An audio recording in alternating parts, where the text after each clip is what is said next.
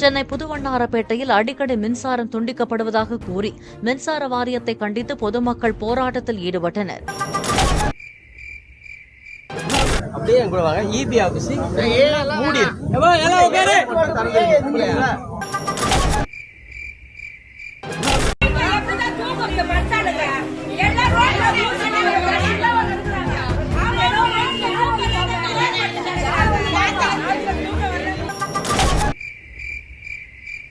CM தொகுதியிலே வந்து இப்போ கரண்ட் இல்லைன்னு மக்கள் நிறைய பேர் போராடிட்டு இருக்காங்க. அந்த வீடியோ தான் மேலே நீங்கள் பார்த்துட்டு இருக்கீங்க.